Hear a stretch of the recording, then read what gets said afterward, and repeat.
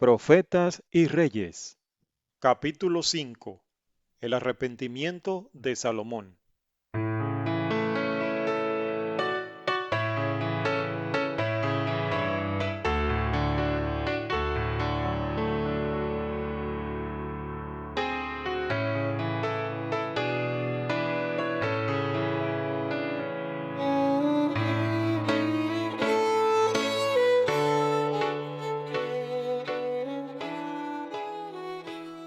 Dos veces durante el reinado de Salomón, el Señor se le apareció y le dirigió palabras de aprobación y consejo, a saber, en la visión nocturna de Gabaón, cuando la promesa de darle sabiduría, riquezas y honores fue acompañada de una exhortación a permanecer humilde y obediente, y después de la dedicación del templo, cuando una vez más el Señor le alentó a ser fiel.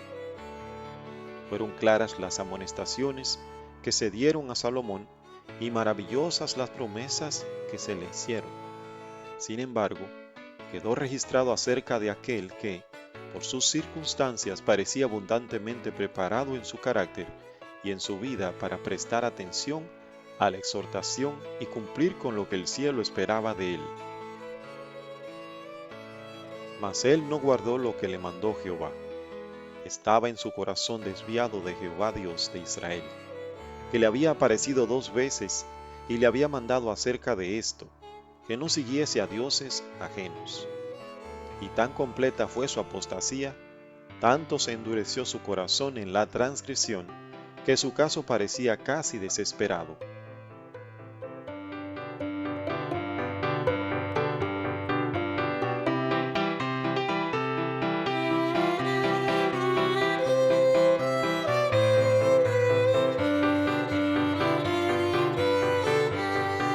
Salomón se desvió del goce de la comunión divina para hallar satisfacción en los placeres de los sentidos.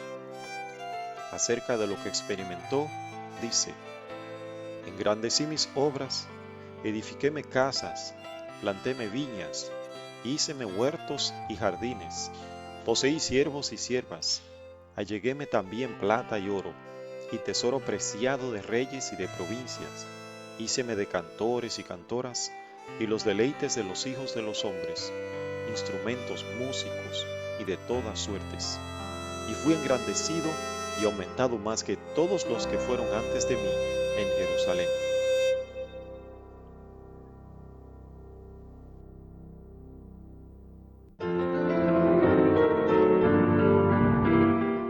No negué a mis ojos ninguna cosa que desearan, ni aparté mi corazón de placer alguno, porque mi corazón gozó de todo mi trabajo. Miré yo luego todas las obras que habían hecho mis manos, y el trabajo que tomé para hacerlas. Y he aquí, todo vanidad y aflicción de espíritu, y no hay provecho debajo del sol. Después torné yo a mirar para ver la sabiduría y los desvaríos y la necedad, porque ¿qué hombre hay que pueda seguir al rey en lo que ya hicieron? Aborrecí por tanto la vida, yo asimismo aborrecí todo mi trabajo que había puesto por obra debajo del sol. Por su propia amarga experiencia, Salomón aprendió cuán vacía es una vida dedicada a buscar las cosas terrenales como el bien más elevado. Erigió altares a los dioses paganos, pero fue tan solo para comprobar cuán vana es su promesa de dar descanso al espíritu. Pensamientos lóbregos le acosaban día y noche. Para él ya no había gozo en la vida ni paz espiritual, y el futuro se le anunciaba sombrío y desesperado. Sin embargo, el Señor no le abandonó. Mediante mensajes de reprensión y castigos severos, procuró despertar al rey y hacerle comprender cuán pecaminosa era su conducta. Le privó de su cuidado protector y permitió que los adversarios le atacaran y debilitasen el reino. Y Jehová suscitó un adversario a Salomón, a Adad Idumeo. Despertóle también Dios por adversario a Rezón, capitán de una compañía, quien aborreció a Israel y reinó sobre la Siria. Asimismo Jeroboam, siervo de Salomón y hombre valiente, alzó su mano contra el rey. A la postre, el Señor envió a Salomón mediante un profeta este mensaje sorprendente: por cuanto ha habido esto en ti, y no has guardado mi pacto y mis estatutos que yo te mandé, romperé el reino de ti y lo entregaré a tu siervo. Empero no lo haré en tus días por amor a David tu padre, romperélo de la mano de tu hijo.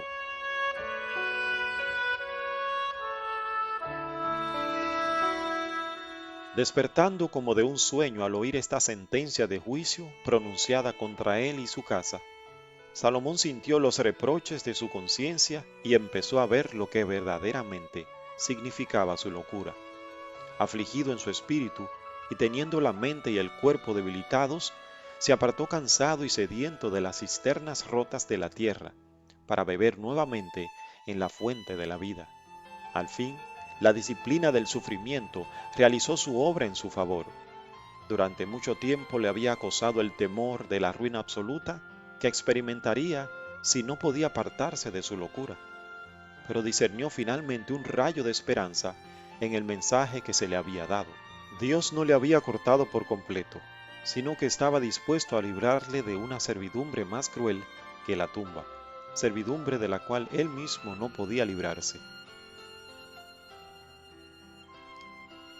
Con gratitud Salomón reconoció el poder y la bondad de aquel que es el más alto sobre los altos, y con arrepentimiento comenzó a desandar su camino para volver al exaltado nivel de pureza y santidad del cual había caído.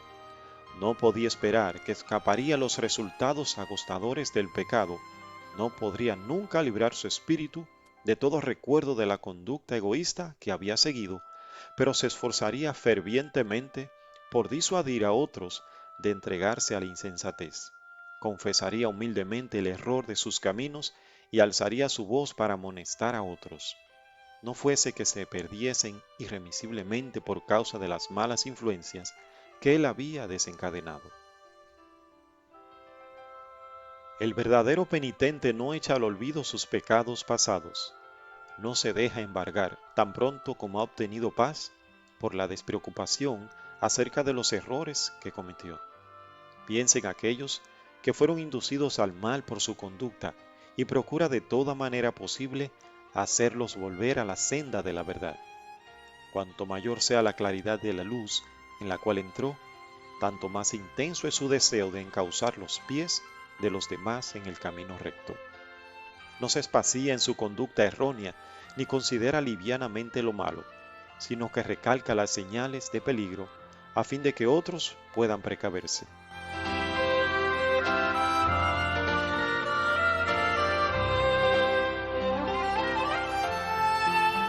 Salomón reconoció que el corazón de los hijos de los hombres está lleno de mal y de enloquecimiento en su corazón, y declaró también: porque no se ejecuta luego sentencia sobre la mala obra.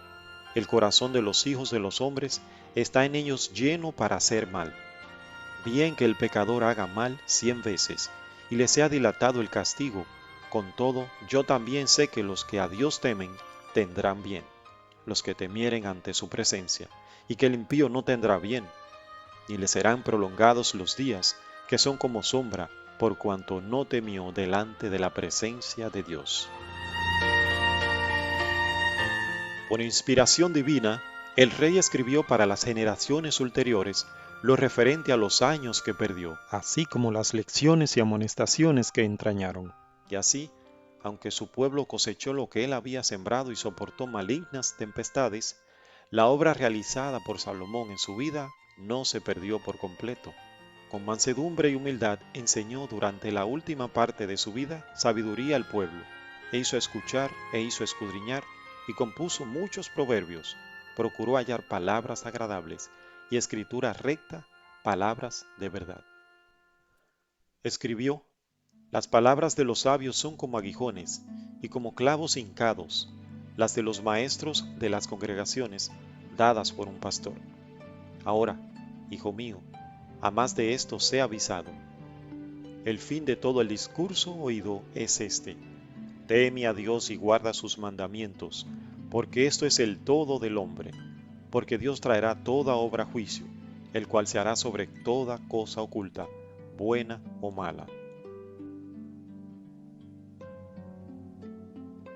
Los últimos escritos de Salomón revelan que él fue comprendiendo cada vez mejor cuán mal había sido su conducta y dedicó atención especial a exhortar a la juventud acerca de la posibilidad de caer en los errores que le habían hecho malgastar inútilmente los dones más preciosos del cielo.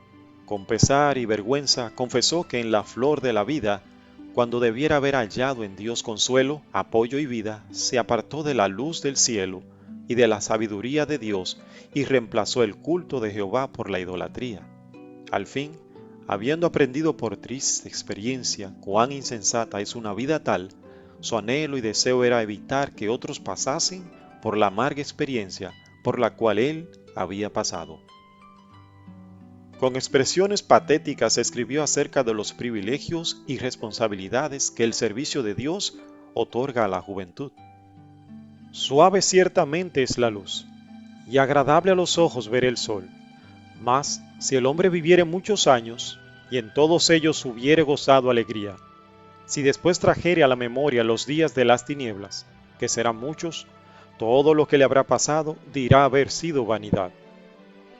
Acuérdate de tu Criador en los días de tu juventud, antes que vengan los malos días, y lleguen los años de los cuales digas, no tengo en ellos contentamiento, antes que se oscurezca el sol, y la luz y la luna y las estrellas, y las nubes se tornen tras la lluvia, cuando temblarán los guardas de la casa, y se encorvarán los hombres fuertes, y cesarán las muelas porque han disminuido, y se oscurecerán los que miran por las ventanas, y las puertas de afuera se cerrarán por la bajeza de la voz de la muela, y levantaráse a la voz del ave, y todas las hijas de canción serán humilladas, cuando también temerán de lo alto, y los tropezones en el camino, y florecerá el almendro, y se agravará la langosta, y perderás el apetito, porque el hombre va a la casa de su siglo, y los endechadores andarán en derredor por la plaza, antes que la cadena de plata se quiebre, y se rompa el cuenco de oro, y el cántaro se quiebre junto a la fuente,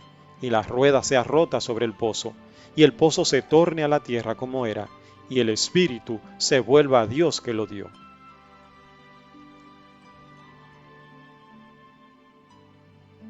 La vida de Salomón rebosa de advertencias, no solo para los jóvenes, sino también para los de edad madura, y para los que van descendiendo por la vertiente de la vida hacia su ocaso.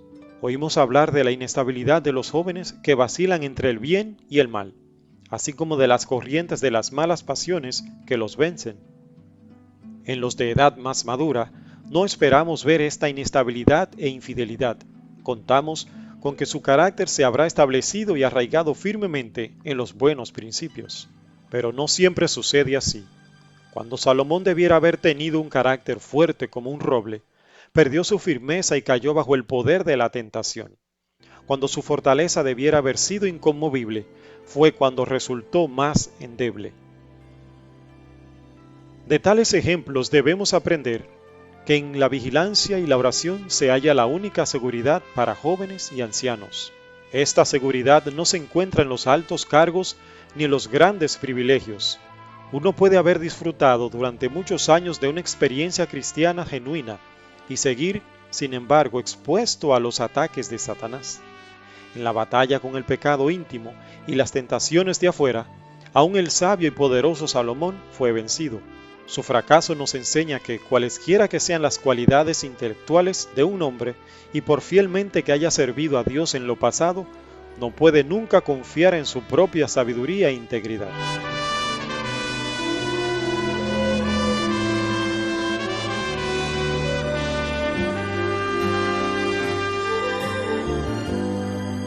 En toda generación y en todo país, se tuvo siempre el mismo verdadero fundamento y modelo para edificar el carácter.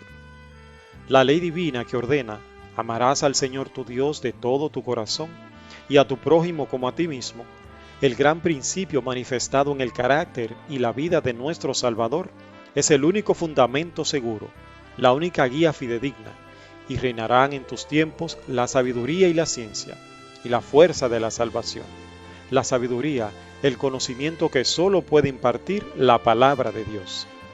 Estas palabras dirigidas a Israel acerca de la obediencia a los mandamientos de Dios, esta es vuestra sabiduría y vuestra inteligencia en ojos de los pueblos. encierran tanta verdad hoy como cuando fueron pronunciadas. Encierran la única salvaguardia para la integridad individual, la pureza del hogar, el bienestar de la sociedad o la estabilidad de la nación. En medio de todas las perplejidades y los peligros de la vida, así como de los acertos contradictorios, la única regla segura consiste en hacer lo que Dios dice. Los mandamientos de Jehová son rectos, y el que hace estas cosas no resbalará para siempre.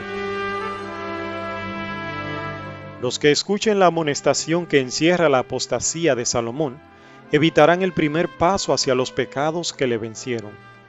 Únicamente la obediencia a los requerimientos del cielo guardará de la apostasía a los hombres. Dios les concedió mucha luz y muchas bendiciones, pero a menos que acepten esa luz y esas bendiciones, ellas no les darán seguridad contra la desobediencia y la apostasía. Cuando aquellos a quienes Dios exaltó a cargos de gran confianza se apartan de Él para depender de la sabiduría humana, su luz se trueca en tinieblas. La capacidad que les fuera dada llega a ser una trampa. Hasta que el conflicto termine, habrá quienes se aparten de Dios. Satanás ordenará de tal manera las circunstancias que, a menos que seamos guardados por el poder divino, ellas debilitarán casi imperceptiblemente las fortificaciones del alma. Necesitamos preguntar a cada paso, ¿es este el camino del Señor? Mientras dure la vida, habrá necesidad de guardar los afectos y las pasiones con propósito firme. Ni un solo momento podemos estar seguros, a no ser que confiemos en Dios y tengamos nuestra vida escondida en Cristo. La vigilancia y la oración son la salvaguardia de la pureza.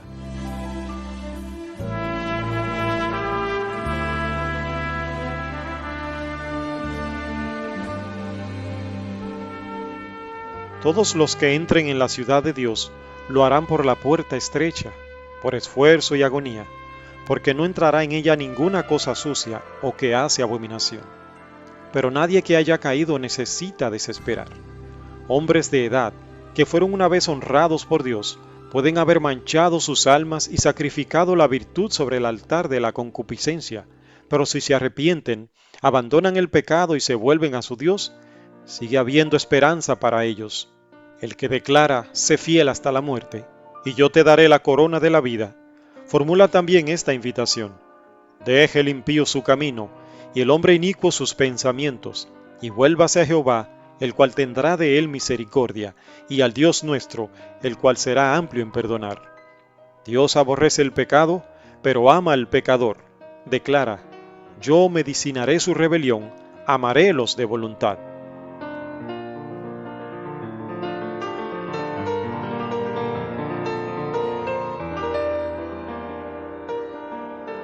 El arrepentimiento de Salomón fue sincero, pero el daño que había hecho su ejemplo al obrar mal no podía ser deshecho. Durante su apostasía, hubo en el reino hombres que permanecieron fieles a su cometido y conservaron su pureza y lealtad. Pero muchos fueron extraviados y las fuerzas del mal, desencadenadas por la introducción de la idolatría y de las prácticas mundanales, no las pudo detener fácilmente el rey penitente. Su influencia en favor del bien quedó grandemente debilitada. Muchos vacilaban cuando se trataba de confiar plenamente en su dirección. Aunque el rey confesó su pecado y escribió, para beneficio de las generaciones ulteriores, el relato de su insensatez y arrepentimiento, no podía esperar que fuese completamente destruida la influencia funesta de sus malas acciones. Envalentonados por su apostasía, muchos continuaron obrando mal y solamente mal.